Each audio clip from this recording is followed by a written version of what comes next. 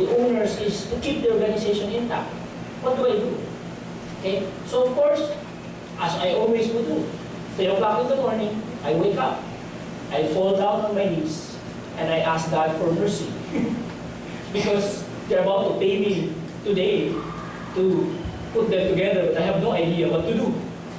Don't tell them, it's a secret. Okay? So I pray. And you know what? It always happens. When I pour myself out before God, I say, no, I have no wisdom here. But I also learned it from an older brother who took me and trained me, but he's a consultant as well, who also helps organizations. Okay? He starts everything with prayer, and before we go workshop, we just pray over the organization. Right? Whoever they are, whatever they are they atheists? We don't care, as long as they are people made by God. Okay? And they need our help. And we are called to help them. So I prayed for them. And when I prayed, the Lord in my heart just gave me a passage. And I wrote it down. I saw it, I wrote it down.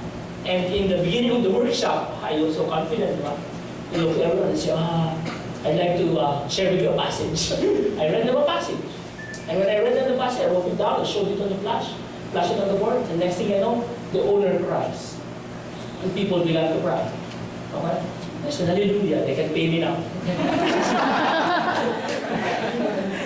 They cried, and that just became a foundation to which they understood that, they were not really, looking at the right priorities in the organization. That's why they were beginning to distrust each other. And the whole thing went okay.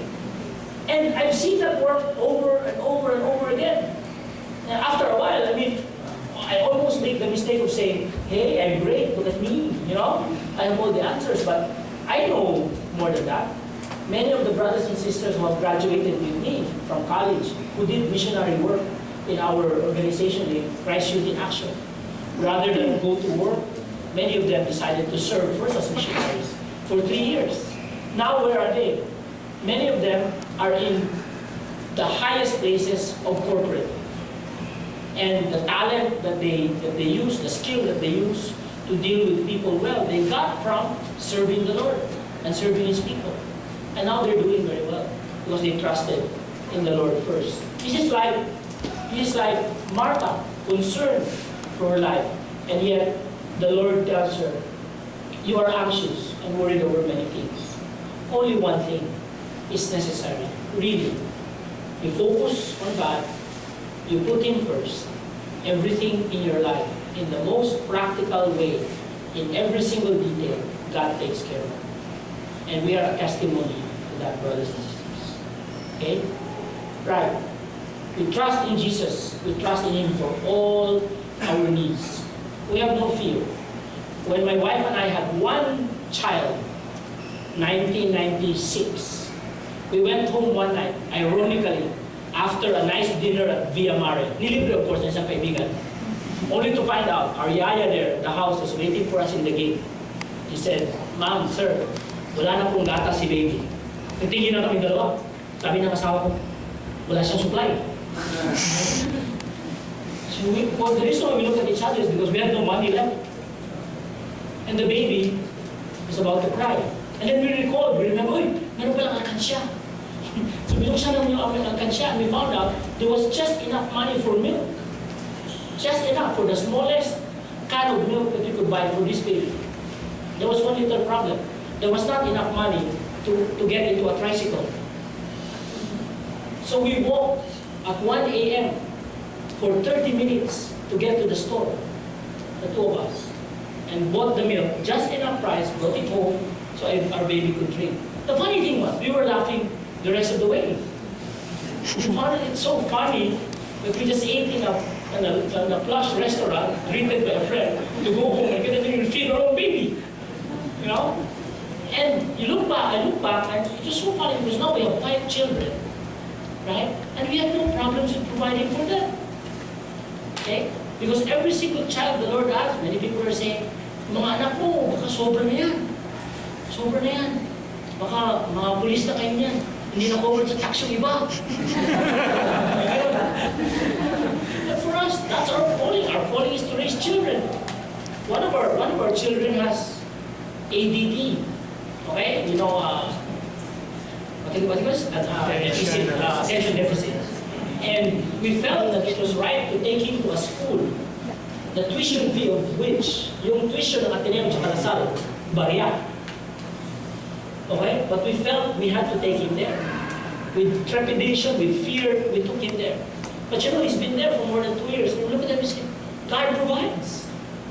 God provides. Now we're taking 4 kids to school, right? For all our needs. For all our needs. And we never fear. Okay? This is the faith that God is calling us. Hindi masyadong malaki, kahit maliit lang. Okay, God will use that faith and grow it. Okay? If you have faith as small as a mustard seed, you can lift the biggest mountains in your life. You can tell them to go. You can command them.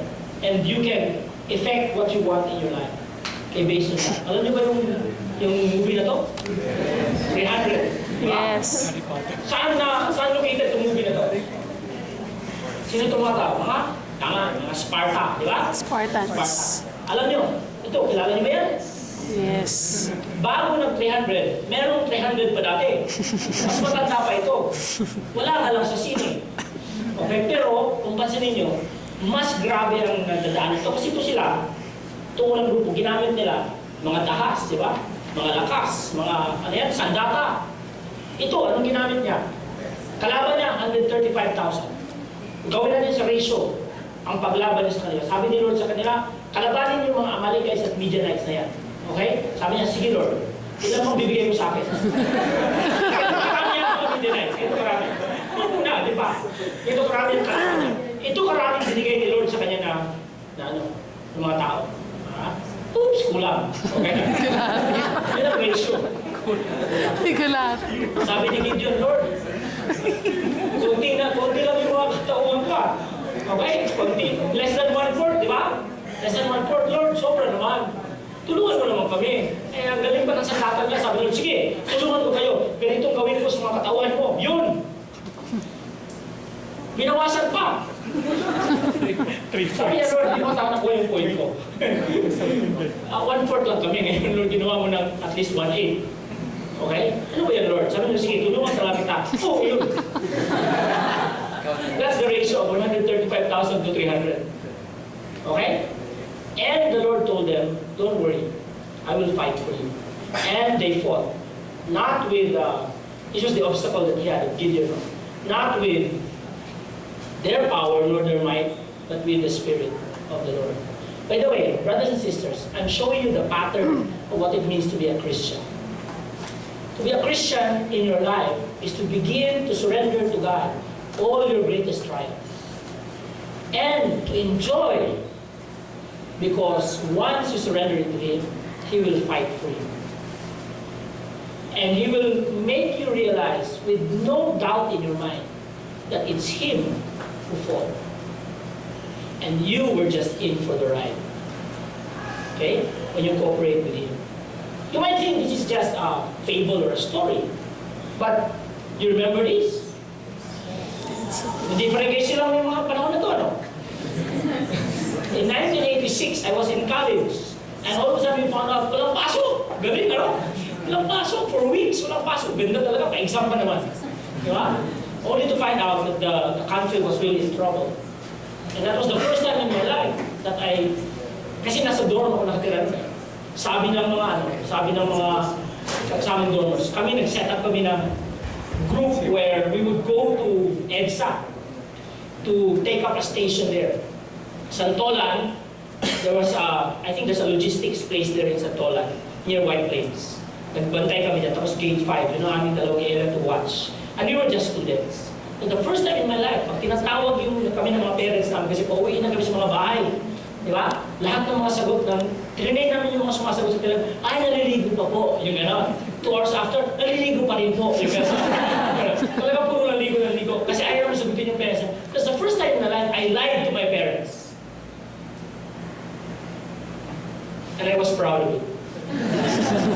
First time ever. Okay? That I felt heroic about lying to them. Okay? And kung ano ang training namin doon? Pagbantay sa logistics, akala ko bibigyan lang kami ng baril. Hindi pala, alam mo ng training namin, okay lahat, pila, okay, ngayon lahat, higa kami doon sa higa na road. Okay, gulong, ano ba klase ito?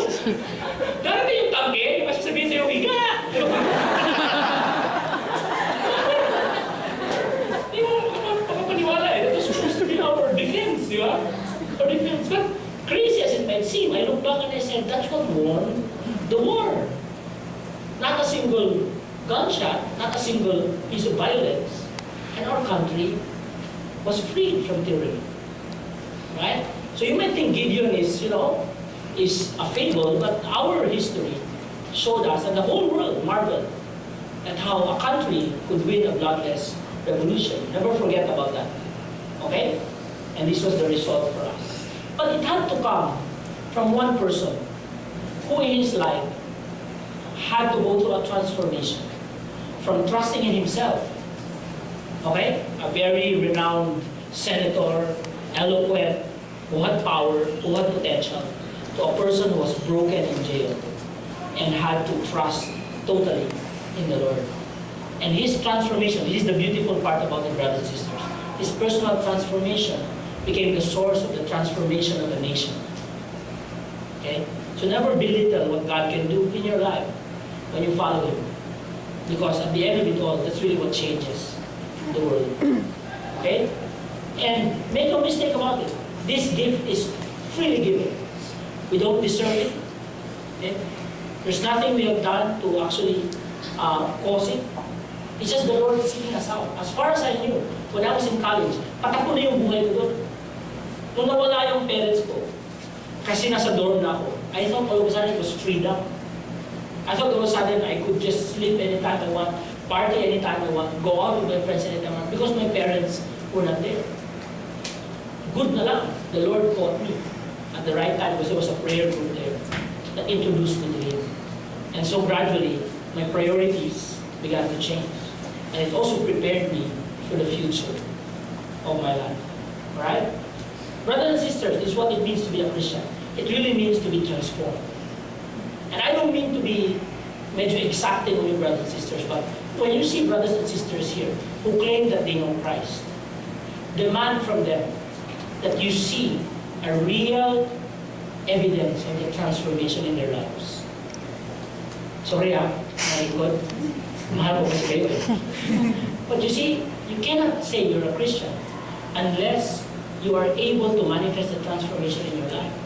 Of course you will be imperfect, right? Of course you will fall, right? But there has to be a mark in your life that God has changed you. That God has changed you. And for me, that change is very evident. But probably I'll end with this because I think we're over time. When I was in college, yung me, Karina, that was really my preoccupation. My preoccupation was what can make me experience, pleasure. So I had a relationship at that time with a sister, and I enjoyed so much our relationship. But at that time, I began to find out we were just focused on each other. Whereas I knew part of me was being called to serve. But I was too focused on her. And the concern of the brothers and sisters were that we were not living according to our priorities. In fact, my studies were also suffering at the time because we were too preoccupied with each other. And buti na lang, the brothers and sisters really persevered. And they really reminded us and they really helped us to get our priorities right. And I look at it, simple lang naman yung advice ng mga magulang ko dati. Hindi ko lang pinakinggan, di ba? Aral ko lang. Di ba? Kung sa Christian life, magsilbi ka muna. Huwag mo masyadong, gawing selfish ang buhay mo at focus on the pleasure of having a relationship. So, little by little, because I prayed, because I trusted in the Lord, not wholly, but, I was persuaded to trust in Him, I gave up that relationship. It was very painful, and I thought it was the wrong decision initially at that time. Because every day that I missed her, I knew that I should be back with her again. But I trusted in the Lord for that. And when I put Him first, and I gave up my relationship, only did I realize how much the Lord had in store for me if I trusted in Him. So the next few years, He was preparing me really. Masok pa ako sa isang single blessed brotherhood, servants of the word. I committed my life there. And that was a time when the Lord really formed me and molded me. Of course, lonely ako. Di ba?